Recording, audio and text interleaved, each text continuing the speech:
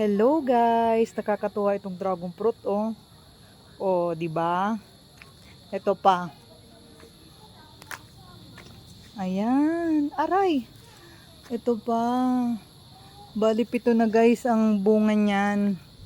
Oh, kasing laki ng kamay ko. Ang ingay ng ate. Grabe.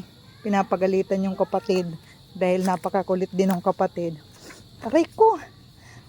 Ang daming langgam guys. So bali dito namin itatanim. Aayusin namin yung pagkakatanim ng dragon fruit. Ilalagay namin dito. Lalagyan namin ng bakal dyan. Tapos dito din.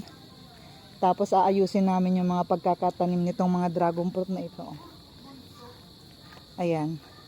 So update ko kayo sa susunod. Grabe, kinagat na ako ng mga langgam. Ayan. Yan palang yan palang dragon fruit. Ang liit lang yan dati. Tapos itinanim lang diyan ni Daddy sa sa may kalamansi. Tapos ngayon, ang dami niya ng bunga, kaya nakakatuwa. Thank you for watching. Bye.